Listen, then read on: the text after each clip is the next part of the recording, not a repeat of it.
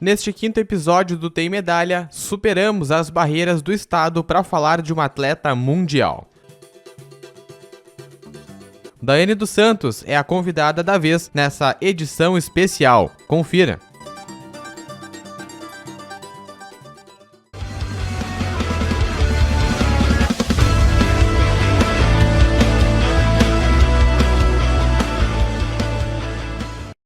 Pessoal, começando mais uma edição do Tem Medalha, programa que valoriza atletas de toda a região. Hoje, uma edição especial, extrapolando os limites aqui do Vale dos Sinos, do Vale do Paraíba, do estado e do mundo.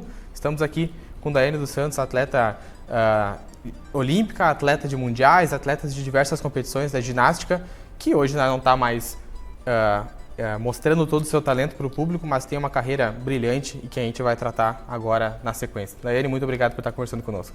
Obrigada, eu que agradeço. Um prazer estar aqui no Tem Medalha junto com vocês. Perfeito. Daiane, a gente de praxe começa conversando com os atletas para entender o início deles no esporte, o início da trajetória, e contigo não poderia ser diferente.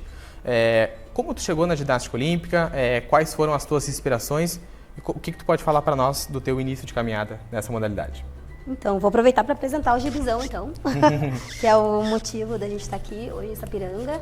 A gente vem trazer o Gibizão e no Gibizão consta exatamente o que tu me perguntou.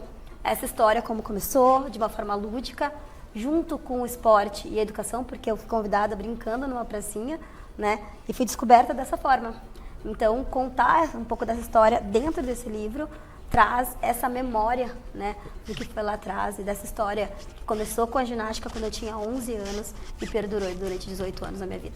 Legal, muito bacana a tua exemplificação da história, inclusive com os gibis que exemplificam de maneira mais didática, né, para os alunos, um assunto inclusive que mais para frente a gente vai tratar novamente. Mas falando então de uma segunda parte da tua carreira, já saindo deste momento de início, de descoberta da Daiane e entrando na parte de fato das competições mundo afora, tivestes uma participação no Mundial em 2003 nos Estados Unidos, em Anaheim, na Califórnia, onde tu conquistastes o ouro, né, nessa disputa, e além disso conseguiu apresentar para o mundo inteiro um movimento até então inédito, né, que foi nomeado como dos Santos, inclusive mais para frente viria a surgir o dos Santos 2 também, né, uma honraria de um atleta que, enfim, não tem palavras que possam descrever esse momento. Mas eu gostaria que tu falasse então, nesse período, então, com 20 anos de idade, uma menina ainda, iniciando sua carreira no esporte, como é que tu fez para lidar com tudo isso? Como é que estava a cabeça da Daiane e de que forma tu entendia e acompanhava toda essa evolução que tu ia tendo e também que a mídia ia tendo ao teu lado? Enfim, gostaria que tu contasse isso pra gente.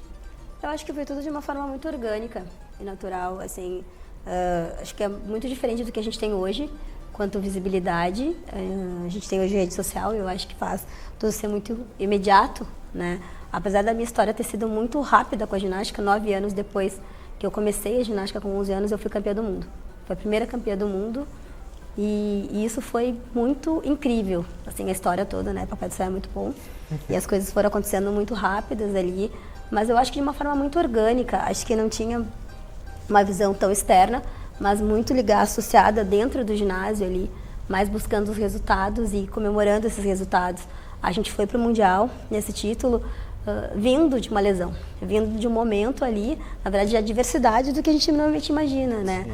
Ali, 2 meses antes do Mundial, eu opero o joelho e essa operação fez com que a gente tivesse um final surpreendente, porque através dessa cirurgia a gente acabou criando o duplo twist carpado, ele entrou na série e além da gente ter, como tu falou, né, o batismo do Santos 1 ali, a gente teve um título mundial também. Então, eu acho que esse olhar ele estava muito voltado para dentro do ginásio. Aí depois que isso aconteceu, aí eu acho que sim, a gente começou a entender essa magnitude que o esporte tem, não só para a gente que está em busca das medalhas, mas como ela atinge e como ela traz esse orgulho, né, de ser gaúcha, de ser brasileiro, que a gente sente tanto dentro do ginásio, mas fora dele também. Que legal, muito bacana a gente ter essa perspectiva tua, né, enquanto atleta. A gente fica sempre com a ideia de que o atleta ele se sente muito pressionado, mas como tu disseste, quando as coisas acontecem de maneira orgânica, de maneira gradativa, fica mais fácil de digerir e até se acostumar, né, com os grandes palcos, com os grandes momentos. Bem, seguindo, falamos da medalha em 2003, mas depois dessas foram tantas outras, pan-americanos, medalhas em etapas do Mundial, etapas, enfim, ao redor do mundo, do Brasil também, disputas de Olimpíadas, inclusive. E a tua carreira como um todo, ela é marcada por alguns momentos de adversidades, como tu bem citasses, de lesões e também de cirurgia. A ginástica tem uma carreira precoce, né? Ela é uma carreira que começa muito cedo, E normalmente ela terminava muito cedo, mas hoje com a tecnologia, a gente não tem hoje um limite exatamente, né? Vai muito de cada atleta. No meu caso, não foi por conta das lesões, sim. As lesões, assim, eu fiz 11 cirurgias, né? Operei, a última recuperação demorou quase 3 anos para reabilitar antes de Londres, e aí eu recupero e vou para Londres, e aí sim sigo ali o que eu planejei quanto aposentadoria para mim. Em 2008, eu planejei encerrar essa carreira em Londres, que seria 2012, né, 4 anos seguintes. Então, todo um trajeto ali para poder me formar na educação física, já buscar esses novos horizontes ali, e principalmente, eu acho que ter ali a imagem e a voz de quem quer fazer isso. Não quem foi obrigada ou por conta da lesão. Existem situações, né? Mas eu acho que também tem esse desejo de cada atleta e essa consciência de quando é a hora de fazer essa transição. E eu já estava nessa transição já ali em Pequim, sabe? Com esses olhares já mais fora do ambiente esportivo do que dentro. E após ali, então, esse planejamento e a conclusão dessas etapas, ali eu encerro a carreira em Londres. Mas não por conta das lesões, mas sim por um desejo de viver um mundo fora do ginásio. E a Daiane sente, diante de tudo isso, que ela deu tudo que ela tinha para dar para o esporte? Eu acredito que sim. Eu acho que sim. Eu fui para 4 Jogos Olímpicos, sendo que eu fui finalista de 2. Eu fui a primeira campeã do mundo. Eu fui a primeira finalista olímpica que o Brasil teve, né? E comecei muito tarde, né? Uma história que acho que de tantas meninas tão talentosas quanto eu concluí tantas coisas incríveis ali. Eu acho que eu tenho muita gratidão a tudo. Acho que tudo que eu poderia fazer pelo esporte, eu entendi que até esse período eu já tinha feito, né? E hoje eu vivo o esporte, mas eu vivo a ginástica, eu vivo o esporte de uma forma diferente, colaborando de uma outra maneira, né? Acho que até colocando essas características que o esporte veio lapidando dentro de mim durante essa trajetória, hoje de uma forma diferente, mais nos bastidores, torcendo e aplaudindo do que ali apresentando diretamente. Que legal, que bacana. Já encaminhando para a reta final do nosso bate-papo, mais uma vez, agradecendo por tu estar conversando conosco. Eu gostaria de falar dessa tua nova fase, palestrante, influencer esportiva e entre tantos outros meios, né? Inclusive representante de uma ONU, né? Embaixadora de uma ONU de mulheres aqui, com uma atuação tão importante tanto no Brasil, mas também fora dele. Eu gostaria que tu falasse quais são os teus objetivos nesse momento. O que a Daiane almeja, o que a Daiane visa para o esporte, para a ginástica olímpica, claro, mas também para outros segmentos, para outras modalidades. Acho que eu tenho seguido muito esse olhar do esporte associado à educação. Eu faço parte da ONU Mulheres, né, aqui.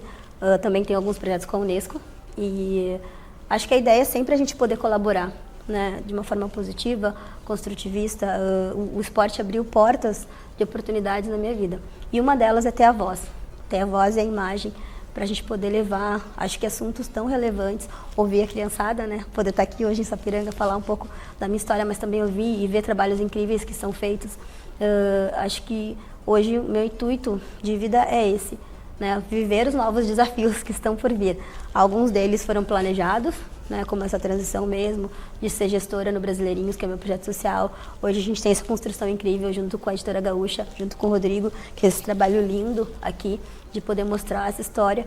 E eu acho que é sempre poder colaborar de uma forma positiva para o futuro dos nossos gaúchos, dos brasileiros e também das crianças ao redor do mundo. Acho que a ideia é essa hoje, de poder viver esses desafios novos. Show, show. Então, para encerrar, para aquela criança, para aquela mulher, enfim, para aquele menino, para aquele moço que viu a Daiane dos Santos, que hoje vê a Rebeca Andrade, que viu o Diego Hipólito, que hoje vê atletas ao redor do Brasil e do mundo, como, por exemplo, a Simone Biles, podemos citá-las também como uma referência na modalidade.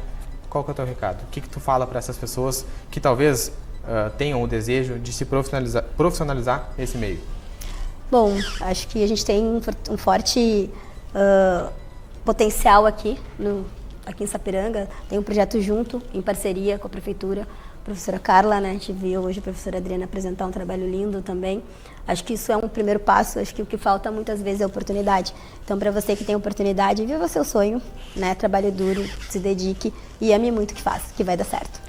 Perfeito, está aí então, encerrando, não poderia ser de uma maneira melhor, Daiane dos Santos, atleta olímpica, mundial, brasileira, conhecida pelo seu talento, por todo o seu carisma, que mais uma vez mostrou aqui conosco e que nos deixa muito honrados de realizar essa entrevista, reiterando, né?